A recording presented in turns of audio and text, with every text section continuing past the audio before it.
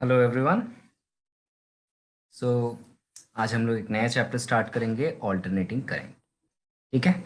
ये चैप्टर हमारा previous chapter जो था इंडक्शन, और बेटर टू से इलेक्ट्रोमैग्नेटिक इंडक्शन, उससे डायरेक्टली लिंक्ड है। आपको याद होगा उस चैप्टर में हमने पढ़ा था how the alternating currents are produced. ठीक है, तो हम लोग वहीं से स्टार्ट करते हैं। हम लोगों ने प्रीवियस चैप्टर में क्या पढ़ा था? हमने प्रीवियस चैप्टर में एक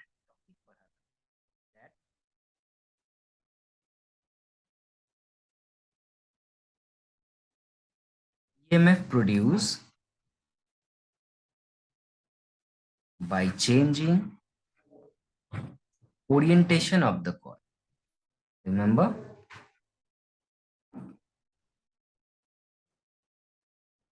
और अगर याद नहीं है तो इसके लिए मैं लिंक दे दूंगा उस वीडियो का, आप उसको देख लोगे अच्छे तरीके से। ठीक है। Orientation of the coil in magnetic field.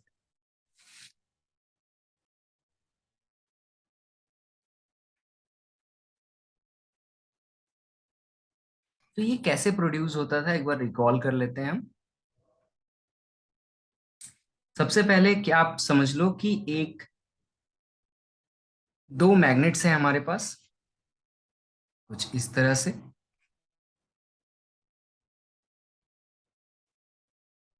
और यहाँ पर एक यूनिफॉर्म मैग्नेटिक फील्ड प्रोड्यूस हो गया है, जिसे हम लोग कुछ इस तरीके से डिनोट कर सकते हैं, it is uniform magnetic field.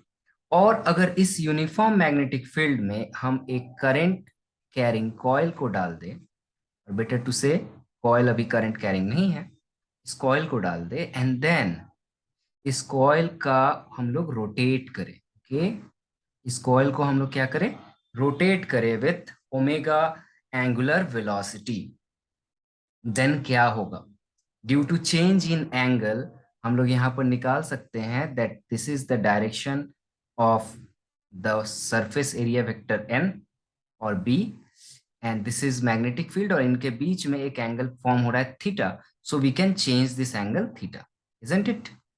So we can represent this theta as omega into t. This is a very known relation.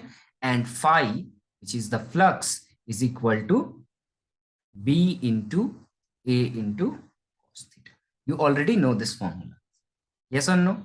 So मैं phi को बोल सकता हूं B A cos omega. Correct, ये हमने जानते हैं, हम जानते हैं। एंड देन अगेन हम लोग क्या जानते हैं? अगेन हमें पता है ईएमएफ जो प्रोड्यूस हो रहा है, इसको हम लोग शॉर्ट में अगर ई लिखे, that is equal to minus N D phi by D T. This is Lenz law. Yes और नो? लेंस लॉ यही कहता था ना। तो यहां पर अगर हम फाई का वैल्यू पुट कर दे तो हमें क्या मिल जाएगा? आपको जस्ट यहाँ पर फाई का वैल्यू पुट कर देना है, और आपको पता होना चाहिए यहाँ पर ये एन क्या डिनोट करता था? ये एन डिनोट करता था number of turn off the coil. Yes, so just differentiate it. तो एन बी ए कांस्टेंट है, बाहर आ जाएगा। हमारा डिफरेंशिएशन होगा कॉस ओमेगा टी का। कॉस का डिफरेंशिएशन होता है माइनस साइन, तो ये हो जाएगा हमारा माइनस, बाहर आ जाएगा, माइनस माइनस प्लस हो जाएगा, N B A, and this is sine omega T. And from chain rule omega T का डिफरेंशिएशन आप करोगे तो एक ओमेगा भी बाहर है। यस और नो? सो मैक्सिमम ईएमएफ कब प्रोड्यूस होगा? When sine omega t is equal to 1। So this maximum EMF is represented by E zero. इस पूरे चीज को ई जीरो कह देते हैं हम, and this is sign. So this is how a alternating voltage, और ऑल्टरनेट, देखो इस चैप्टर में हम ऑल्टरनेटिंग करंट पढ़ रहे हैं, पर ऑल्टरनेटिंग करंट का ये मतलब नहीं होता कि ऑल्टरनेटिंग करंट ही पढ़ेंगे, ऑल्टरनेटिंग वोल्टेज पढ़ेंगे। वोल्टेज से ही करंट प्रोड्यूस होता है, इसीलिए ऑल्टरनेटिंग करंट शॉर्ट में नाम रखा जाता है, ऑल्टरनेटिंग वोल्टेज हम नहीं कहते। ठीक है, ये जस्ट नेमिंग है। तो ये जो वोल्टेज प्रोड्यूस हुआ ये ऑल्टरनेटिंग नेचर का हो रहा है। कैसे ऑल्टरनेटिंग नेचर का हो रहा है? आपको ये दिख रहा है यहाँ पर, इसमें एक साइन फंक्शन इन्वॉल्व है। मैं थोड़ा और इसको एक बार फिर से लिख दूं, फिर आपको अच्छे से समझ में आएगा। E is equal to E zero sine omega t. So when sine omega t is equal to 1, then E is maximum, and this maximum value is E0, which is nothing but how much? NBA into omega. ठीक है। सो ये जो EMF produce होता है ये किस पे depend करता है? आपका नंबर ऑफ टर्न्स पे, मैग्नेटिक फील्ड इंटेंसिटी पर, एरिया पर, and the speed of rotation. इन सारे फैक्टर्स पे ये ईएमएफ आपका कितना मैक्सिमम प्रोड्यूस होगा ये डिपेंड करता है। तो आपको जितना वोल्टेज जनरेट करना हो आप जनरेट कर सकते हो by changing this variables. Is it okay? I hope समझ में आया होगा। अब हमें क्या करना है, अब अगर हम इसे प्लॉट करें, ठीक है, ये ईएमएफ को अगर हम प्लॉट करें तो देखो ये कैसा दिखेगा। हम यहाँ पर क्या प्लॉट करेंगे? हमारा ईएमएफ को प्लॉट करेंगे, which is represented by letter E with respect to theta, and theta is nothing but omega t. Correct? So एक साइन फंक्शन कैसा दिखता है आपको दिख रहा है ऑलरेडी ऊपर। इसका ग्राफ एक सिनुसॉइडल फंक्शन होगा, कुछ इस तरीके से आगे बढ़ता है। मैं ऐसे डॉटेड लाइन दे रहा हूं, इसका मतलब ये नहीं आप भी डॉटेड दो। डॉटेड लाइन देने से क्या होता है, साइन फंक्शन बहुत अच्छा तरीके से बन जाता है, एंड देन इसको सॉलिड कर देता हूं। Okay, so this is a sinusoidal function. आपने मैथमेटिक्स में फंक्शन चैप्टर में डेफिनेटली साइन कॉस टेन वगैरह का फंक्शन देखा होगा। ये इन्फिनाइटली लॉन्ग होता है। मैंने जीरो से टाइम जब शुरू हुआ यहाँ से मैंने इसको जनरेट किया, इसलिए मैं यहाँ नेगेटिव नहीं शो कर रहा हूँ। बहुत से बच्चे ऐसा क्वेश्चन पूछते हैं कि सर नेगेटिव में क्यों नहीं है, साइन फंक्शन तो नेगेटिव में भी जाता है। तो भाई साहब मैंने इसको जीरो में स्टार्ट किया है, मैंने वोल्टेज यहाँ प्रोड्यूस किया, इसलिए ये यहाँ से शुरू हो रहा है। और इसका पिक वैल्यू मतलब मैक्सिमम वैल्यू कितना है आपको ऑलरेडी दिख रहा है, E0 है। तो ये पॉजिटिव E0 होगा और इधर में ये negative E0। I hope clear हुआ। एंड टोटल टोटल जो हमारा होता है एंगल कितना होता है एक कंप्लीट टाइम पीरियड का? 2 पाई। तो ये हाफ हो जाएगा पाई, और ये मैक्सिमम को रिच करेगा पाई/2 पे, जो साइन में होता है। एंड देन ये हो जाएगा हमारा 3 पाई/2, एंड दिस इज 2। अगर एंगल के फॉर्म में बोले तो 0, 90, 180, देन योर 270 एंड 360, ये हमारा एंगल होता है। और इस टोटल टाइम पीरियड को यहाँ से यहाँ जब एक कंप्लीट टाइम इसको लग जाता है, इसे हम लोग कहते हैं टाइम पीरियड, और one complete cycle time, this T is called time period. Is it clear? तो ये हमारा इस तरीके का वोल्टेज प्रोड्यूस हो जाता है ऑल्टरनेटिंग नेचर का, जो पॉजिटिव में जाता है, इंक्रीज करता है, फिर डिक्रीज करता है, फिर नेगेटिव होता है और बढ़ते रहता है। इसी तरह का वोल्टेज प्रोड्यूस होता है, ट्रांसमिट होता है और आपके घर तक आता है। ऐसे ही वोल्टेज को हम लोग शॉर्ट में एसी कहते हैं, ऑल्टरनेटिंग करंट, ऑल्टरनेटिंग वोल्टेजेस। यही ऑल्टरनेटिंग वोल्टेज जो आपके घर पे आता है हाउस होल्ड सप्लाई में, आप देख सकते होगे हर डिवाइस के ऊपर लिखा होगा 220 वोल्ट और 230 volt and 50 hertz AC supply. साथ में बहुत जगह एक एडिशनल इंफॉर्मेशन दिया होगा, ऐसा कुछ सिंगल फेज, या फिर ऐसा होगा 3 फेज। आप ये सुनोगे, ये बस सुन के रखो कि कभी अगर सुनो तो आपको समझ में आए कि हाँ ऐसा कुछ पढ़ा है हमने। सिंगल फेज सप्लाई याद रखना, घर पे जो सप्लाई आता है आपके या किसी के भी घर पे, वो सिंगल फेज, इसको शॉर्ट में ऐसे लिखा जाता है, सिंगल फेज सप्लाई आता है। इंडस्ट्रियल सप्लाई जो होती है वो 3 फेज सप्लाई होती है। ठीक है, घर में सप्लाई जो आपका आता है वो सिंगल फेज 220 और 230 वोल्ट 50 हर्ट्ज एसी सप्लाई होता है। इसका मतलब ये इसका आरएमएस वैल्यू होता है 220 वोल्ट, हम लोग थोड़ी देर बाद पढ़ेंगे। और 50 हर्ट्ज का मतलब आपको पता है कि टाइम पीरियड और फ्रीक्वेंसी में क्या रिलेशन है, आपको पता है। Frequency is equal to one by time period, और time period is equal to one by frequency. So इसका मतलब इसका टाइम पीरियड जो होगा, जो घर पे आपका सप्लाई आता है, वो होता है 1/50। हर्ज का मतलब होता है पर सेकेंड, सो ये हो जाएगा 1/50 सेकेंड्स। इसका मतलब आपके घर पे जो सप्लाई आता है वो 1/50 सेकेंड में एक कंप्लीट टाइम पीरियड कर लेता है। नहीं समझ में आया?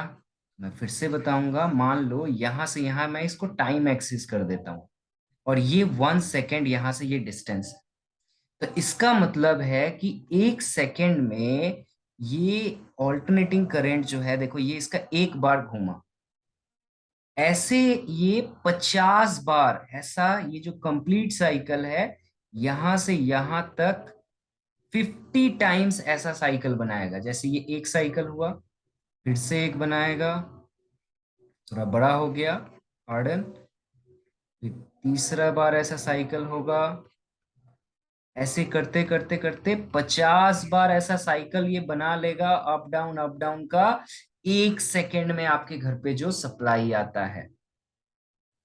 Is it clear? 1 सेकेंड में 50 बार अप डाउन हो जाता है।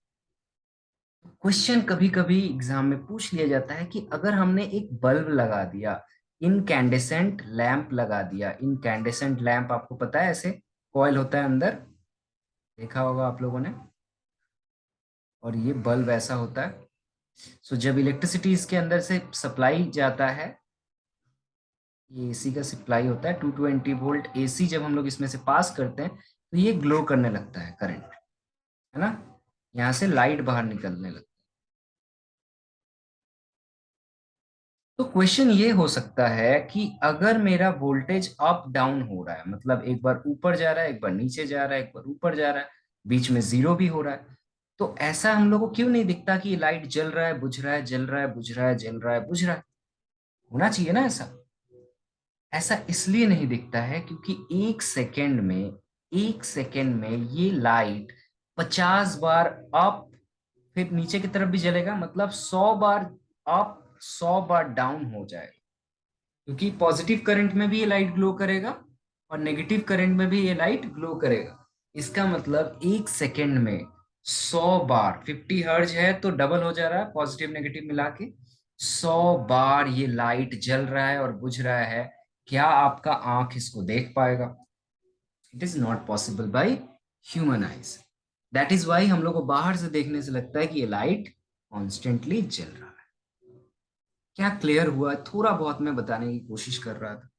चलो एक और चीज हम लोग देख लेते हैं। मान लो ये तो ऑल्टरनेटिंग वोल्टेज हमने प्रोड्यूस किया, ठीक है, हमने क्या प्रोड्यूस किया? ऑल्टरनेटिंग वोल्टेज, ये है इसका सिंबल, ये हम लोग बोलेंगे एसी वोल्टेज सोर्स,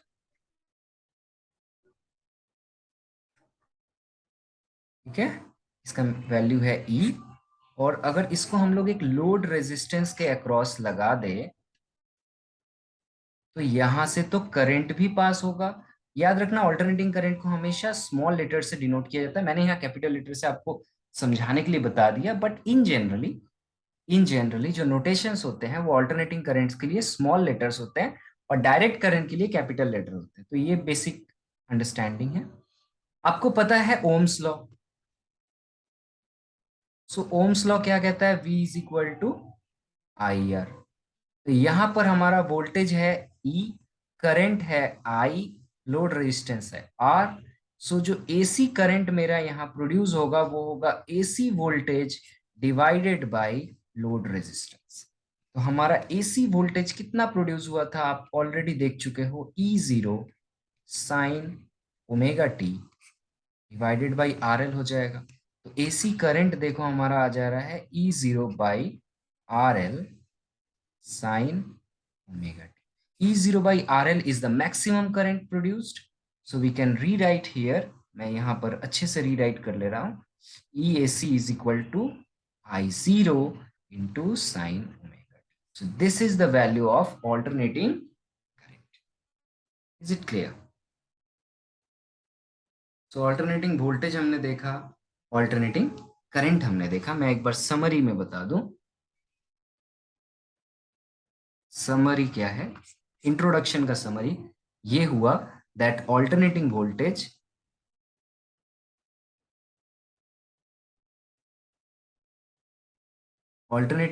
का इक्वेशन जो बना हमारा, वो आप कैपिटल में लिख सकते हो, स्मॉल में लिख सकते हो, नो प्रॉब्लम, बस मेंशन कर देना। E is equal to E0 sine omega T. And हमारा ऑल्टरनेटिंग करंट का इक्वेशन बना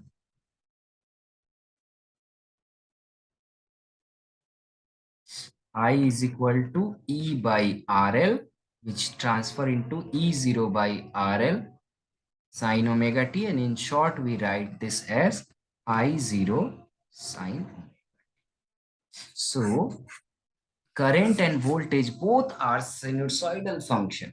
हमारा ना फेज का कॉन्सेप्ट बहुत इंपॉर्टेंट होगा इस चैप्टर में, जो थोड़ी देर बाद हम लोग पढ़ेंगे। बस उसका इंट्रोडक्शन यहाँ समझ लो कि अगर ये मेरा वोल्टेज होगा तो वोल्टेज भी एक साइन फंक्शन है।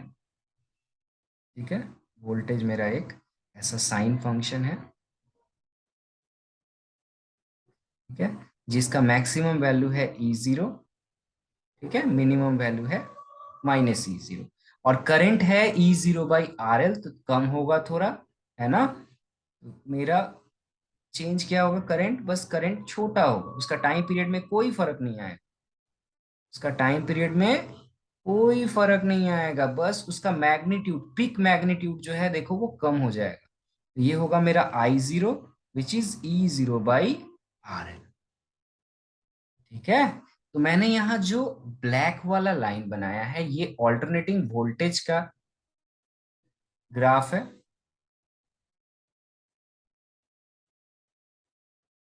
और जो ग्रीन वाला मैंने बनाया है ये ऑल्टरनेटिंग करंट का है।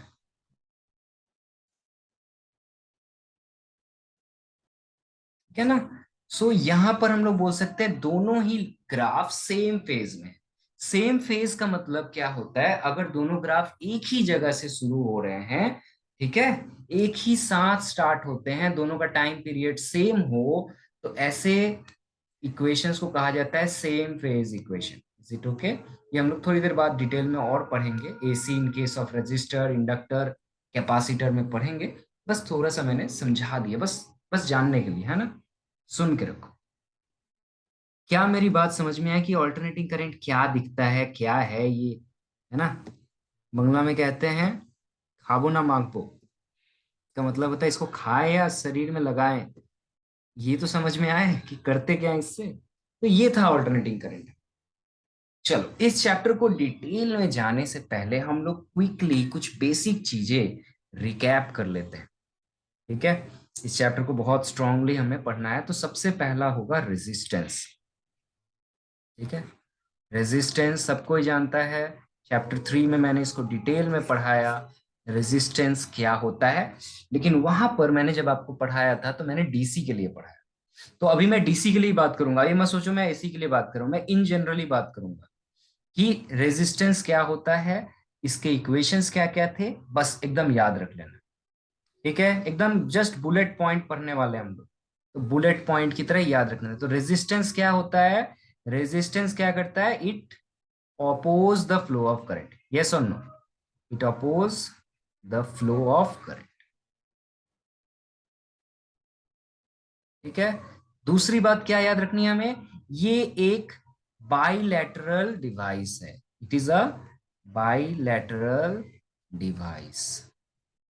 डिवाइस बोलना ठीक नहीं होगा, इट इज बाइलैटरल, कंडक्टर बोल सकते हैं हम लोग और इंसुलेटर बोल सकते हैं।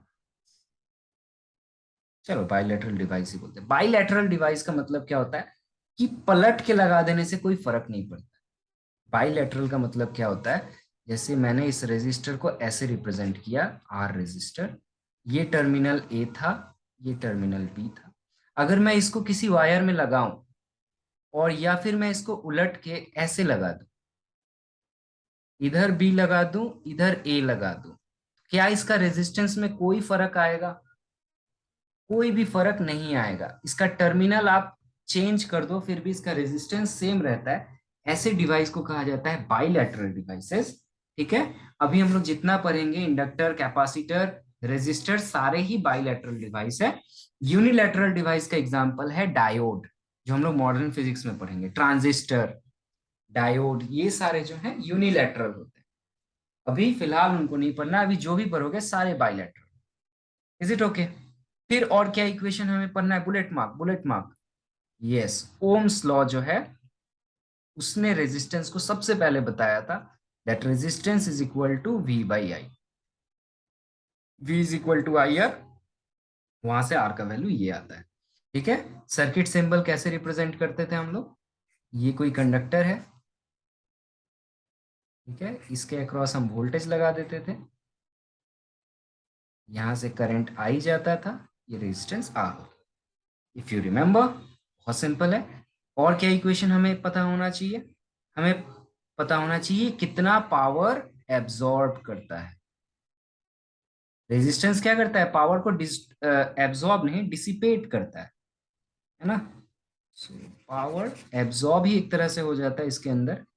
एब्जॉर्ब भी लिख सकते हो, नो प्रॉब्लम, लेकिन बेटर आंसर इज डिसिपेट। ठीक है। सो कितना वोल्टेज और करंट की वजह से कितना डिसिपेट करता है? सो पावर का इक्वेशन होता है V इंटू आई, और इसका यूनिट होता है वाट। यू ऑलरेडी हमें पता है, इतना ये पावर डिसिपेट करता है। अब यहाँ पे इक्वेशन आप V की जगह आप चाहो तो I इंटू आर पुट कर सकते हो, तो पावर का इक्वेशन हो जाएगा V की जगह I इंटू आर लेंगे तो क्या हो जाएगा? आई स्क्वायर आर हो जाएगा। या फिर अगर मैं I की जगह V बाई आर पुट कर दूं, तो पावर का एक इक्वेशन हो जाएगा V square by R. Just देखो, इस इक्वेशन को इसमें सब्सटीट्यूट करने बोल रहा हूँ।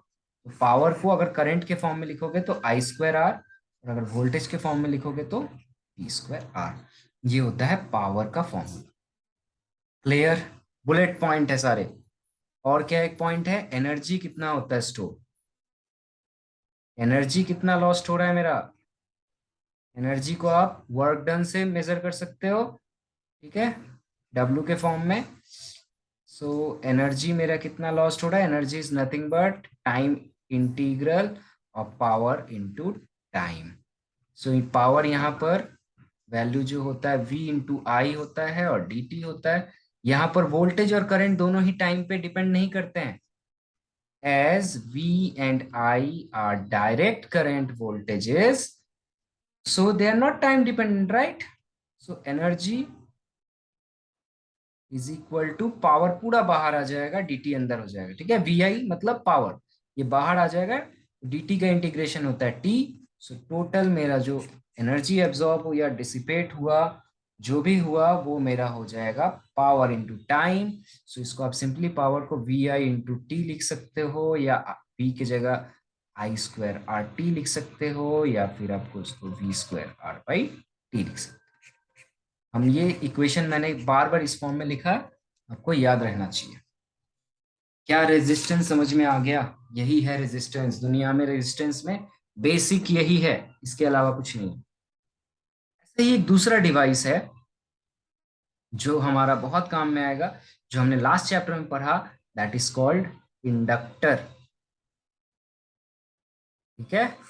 इंडक्टर को हम लोग किस लेटर से डिनोट करते हैं? एल से। इंडक्टेंस कहते हैं हम लोग, रेजिस्टेंस जैसे है रेजिस्टर का रेजिस्टेंस होता है, उसी तरह इंडक्टर का इंडक्टेंस होता है। ठीक है। Inductance, naught L. Inductor is not represented by, inductor is a device, right. Inductor तो एक डिवाइस है, इंडक्टर का क्या होता है? इंडक्टेंस होता है। जैसे रेजिस्टेंस का, रेजिस्टर का रेजिस्टेंस होता था। सो दिस इंडक्टेंस,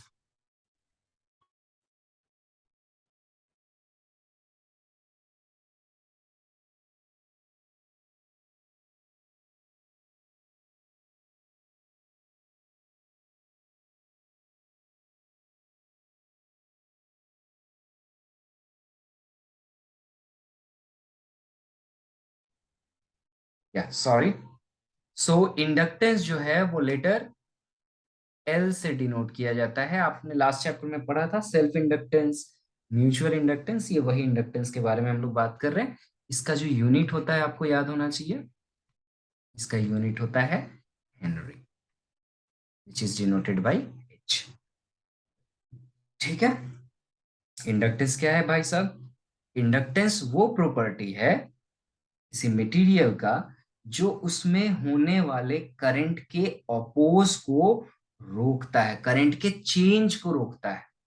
हम लोग लास्ट चैप्टर में क्या पढ़े कि ऑल्टरनेटिंग करंट, जब मैं तेजी से करंट चेंज कर रहा हूँ, फ्लक्स चेंज कर रहा हूँ, तो उसमें करंट फ्लो होने से रोकने का कोशिश करता है, ऑपोजिट बिहेवियर करता है। याद आ रहा है आपको? मैं फ्लक्स चेंज करता था तो ऑपोज करता था मेरे फ्लक्स को, इसी बिहेवियर को इंडक्टेंस कहते हैं। तो इसका डेफिनेशन होता है मैं लिख देता हूं, चलो। It is the property of a material by virtue of which it opposes any change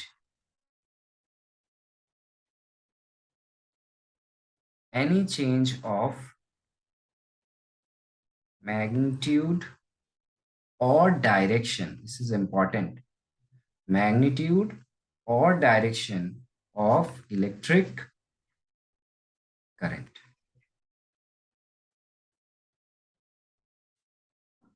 passing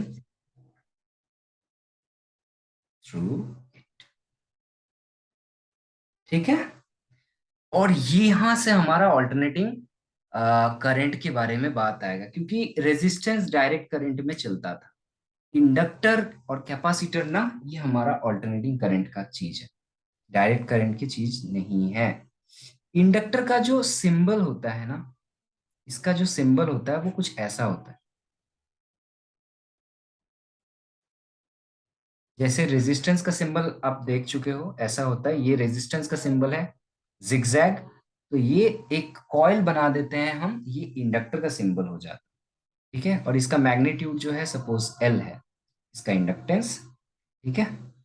अगर हम, what happen if we connect this inductor across a source, alternating current के सोर्स में लगाएंगे। मैंने आपको पहले ही बता दिया कि हमारा जो सोर्स है ईएमएफ का सोर्स, ये alternating AC source.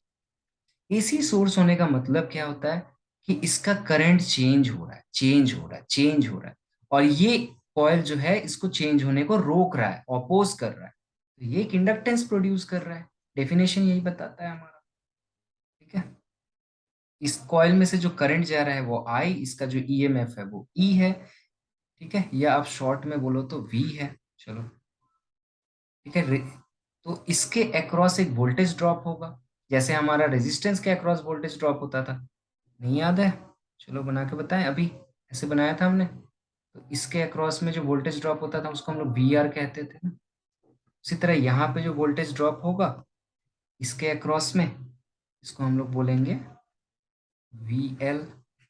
This voltage is drop across this inductance, and we know from Lenz's law last chapter that this voltage drop is equal to L into di by dt। Last chapter में हमने ये derive किया था, remember?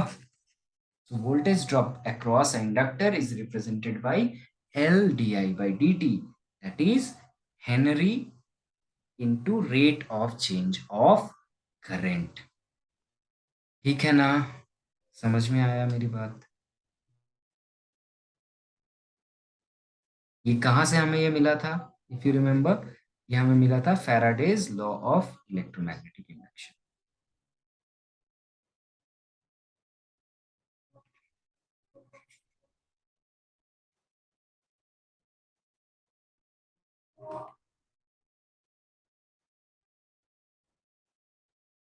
Faraday's law of electromagnetic induction से हमें ये concept मिला था। इसमें कुछ बातें बहुत नोट करने वाली हैं, पहले ये क्लियर हो जाना चाहिए आप। इंडक्टेंस क्या है? एक ऐसा प्रॉपर्टी है किसी भी मटेरियल का जो उसमें होने वाले करंट के चेंज को रोकता है। करंट को नहीं रोकता, करंट को रोकता है रेजिस्टेंस। करंट के रेट ऑफ चेंज को रोकता है। कंफ्यूज नहीं होना है। रेजिस्टेंस जो है वो प्रतिरोधक क्षमता, हिंदी में बोलेंगे प्रतिरोधक क्षमता, इंग्लिश में बोलेंगे opposition power to flow of current, that is resistance. लेकिन opposition to rate of change of current is called inductance. This is different thing. Okay. So इसमें नोट करने वाली बात क्या है?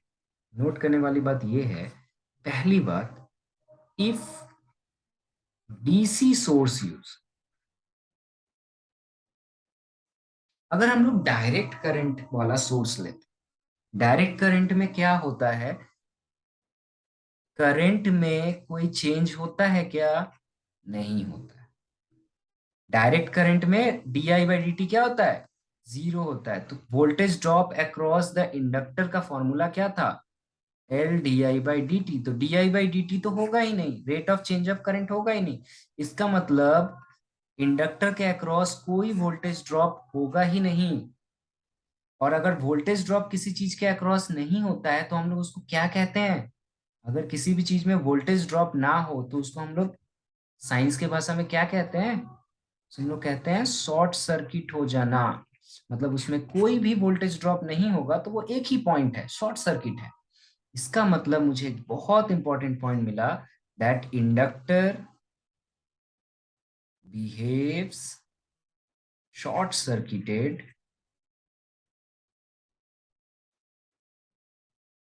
at the in case of, sorry, not at the time, short circuited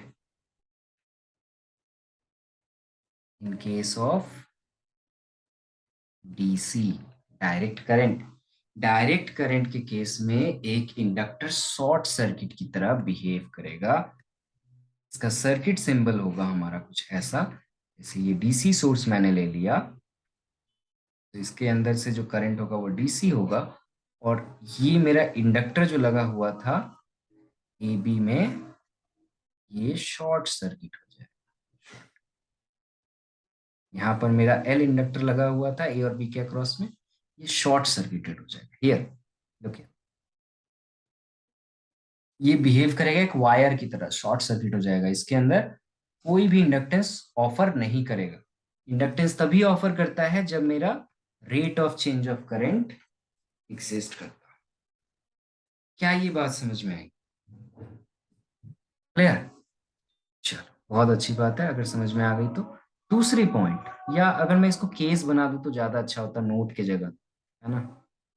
आप भी सोचोगे नोट में मैं पूरा डिटेल लिख रहा हूँ, so better to convert it into case. इसको मैं कर देता हूँ केस वन था ये, और अब हमारा हो जा रहा है केस टू। केस टू क्या है हमारा, केस टू कहता है for abrupt change, abrupt change in current. Abrupt change का वर्ड का मतलब क्या होता है, एब्रप्ट का मतलब होता है इंस्टेंटेनियस चेंज। इंस्टेंटेनियस चेंज मतलब when change in time is tends to zero, जब टाइम बहुत कम हुआ उसी वक्त मेरा करंट चेंज हो। ऐसे केस में मेरा D I by D T क्या हो जाएगा, डी टी का वैल्यू देखो कितना है, जीरो है अप्रोक्सीमेटली। तो ये मेरा D I by D T हो जाएगा इन्फिनिटी। और D I by D T अगर मेरा इन्फिनिटी होगा, मेरा V L is equal to क्या होता है, L D I by D T. So मेरा वोल्टेज हो जाएगा इन्फिनिटी। इन्फिनिटी वोल्टेज तो कभी हो नहीं सकता, इन्फिनिटी वोल्टेज आने का मतलब होता है ओपन सर्किट कंडीशन। इसका मतलब क्या होता है, ओपन सर्किट कंडीशन।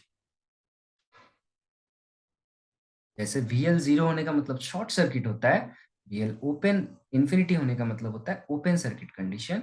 और ये सर्किट सिंबल कैसा होगा हमारा, मान लो ए और बी यहाँ लगाया हुआ था, और इसके अक्रॉस हमने एक ऐसा सोर्स ले लिया जो एब्रप्ट चेंज हो रहा है।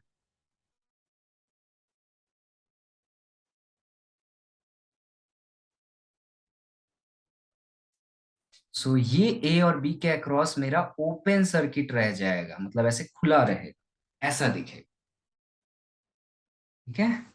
सो आपने दो केस देखा, पहला केस डीसी करंट के केस में इंडक्टर बिहेव करता है शॉर्ट सर्किट, और एब्रप्ट चेंज के केस में अचानक से जब एसी करंट उसको पहली बार मिलेगा तो वो बिहेव करेगा ओपन सर्किट। एब्रप्ट होने का मतलब क्या होता है, जैसे कि ये एब्रप्ट चेंज का एक एग्जांपल होता है switch on and at the time off switch on and switch off. याद रखना, एब्रप्ट चेंज का मतलब है at the time off switch on and switch off. जब हम लोग स्विच ऑन या स्विच ऑफ करते हैं उस वक्त अचानक से करंट आ जाता है, अचानक से करंट चेंज हो जाता है।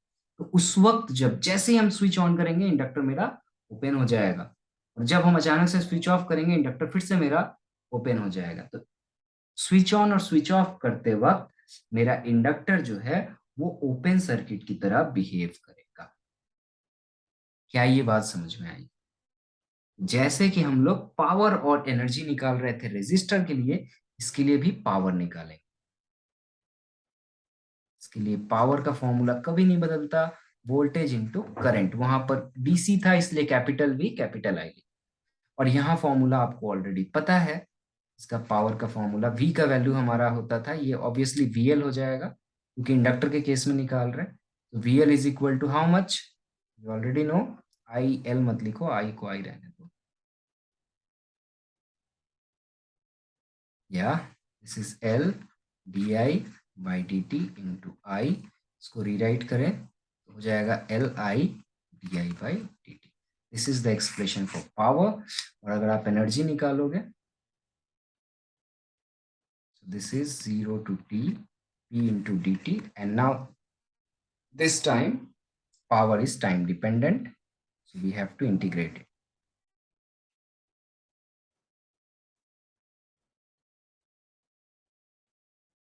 तो यहाँ dt dt कैंसिल आउट हो जाएगा, ठीक है। l बाहर आ जाएगा, ये हो जाएगा i and D I. So integration का फॉर्मूला जिन्हें पता है they know this is half L I square. So this is the value of energy in case of inductor, that energy is equal to half Li square. Remember.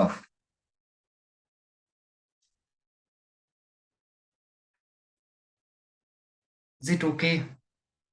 So हमने resistance देखा, हमने inductor देखा, और last इस chapter का, इस आज के लेक्चर का लास्ट टॉपिक है कैपेसिटेंस। के लिए भी हम लोग थोड़ा सा सीख लेते हैं, एंड देन नेक्स्ट लेक्चर में मैं ऑल्टरनेटिंग करंट का मैग्नीट्यूड जो है ना, peak value, RMS value, phase, time period, इन सब के बारे में डिटेल में स्टडी करेंगे। आज बस एक लास्ट टॉपिक कवर कर लेते हैं, कैपेसिटेंस क्या। सो जैसे इंडक्टर का इंडक्टेंस होता है, कैपेसिटर का कैपेसिटेंस होता है, और इसे सी लेटर से डिनोट करते हैं। और आपको पता होना चाहिए कि यूनिट ऑफ कैपेसिटेंस क्या होता है, पढ़ लिया है हमने ऑलरेडी। से हम लोग कहते हैं फैराड, है ना, farad, which is represented bye F.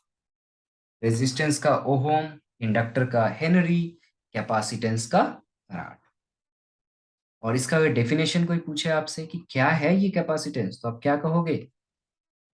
It is the capacity, is the capacity of an element, conductor, store electric charge within it। कोई भी एलिमेंट अपने अंदर कितना इलेक्ट्रिक चार्ज को स्टोर कर सकता है, इसे ही हम उसका कैपेसिटेंस कहते हैं। इसका सिंबल आपको पता होना चाहिए। इसका सिंबल बहुत आसान है, ये है इसका सिंबल, दो टर्मिनल है, इसमें मैंने कैपेसिटेंस सी लगा दिया, ठीक है। और इस सी का वैल्यू आपको पता होना चाहिए, ये क्या होता था, क्यू बाई वी होता था, ठीक है। इसका यूनिट होता था फराड। और कैपेसिटेंस के केस में वोल्टेज और करंट का जो इक्वेशंस होता है वो आपको याद रखना चाहिए। इसके केस में करंट इज इक्वल टू आता है C D V by D T, this is the equation. और ये इक्वेशन आप चाहो तो निकाल सकते हो, it's not a big deal.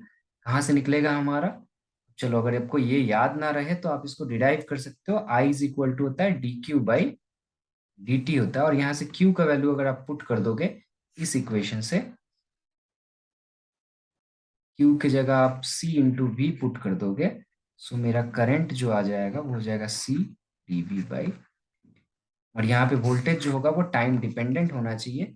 अगर वोल्टेज टाइम डिपेंडेंट नहीं हुआ तो करंट जीरो हो जाएगा, है या नहीं? क्या आसान बात है। तो यहाँ भी दो केसेस बन जाएंगे जैसे वहां बनता था हमारा।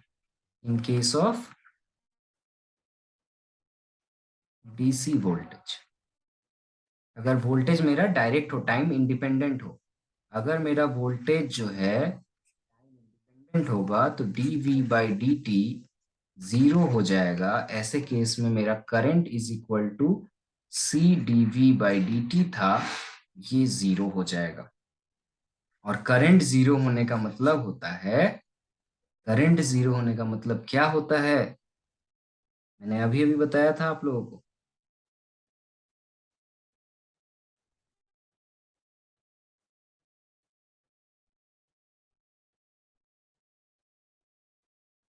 करंट जीरो होने का मतलब ओपन सर्किट, यहाँ करंट जा ही नहीं रहा है, सो this is open circuit condition.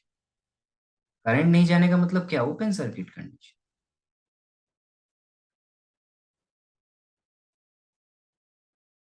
सो एक लाइन आप चाहो तो अच्छे से लिख सकते हो, दैट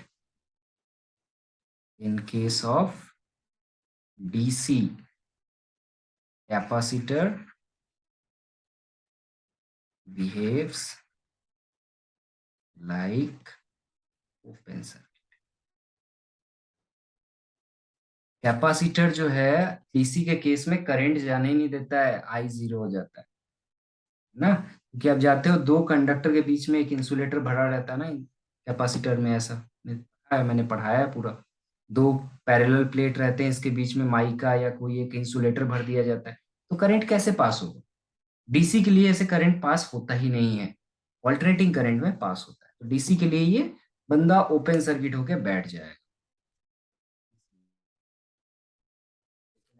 ना हुआ, डीसी की जगह एसी हुआ तो क्या होगा, तब D V by D T finite हो। केस टू बन जाएगा हमारे पास, in case of alternating current. AC के केस में क्या होगा, एसी के केस में वीएल जो होता है ये टाइम डिपेंडेंट होता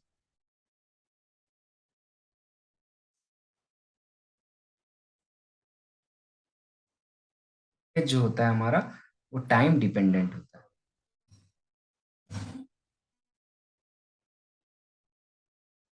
ठीक है, so D V by D T is not equal to zero, therefore current is c dv by dt, this is also not equal to zero, so current जो है वो AC के केस में पास हो। Is it okay. Case three बना दो, अगर ये ऑल्टरनेटिंग करंट जैसा हो रहा है तो स्विच ऑन और स्विच ऑफ के टाइम में क्या हो। केस थ्री वही वाला एब्रप्ट कंडीशन।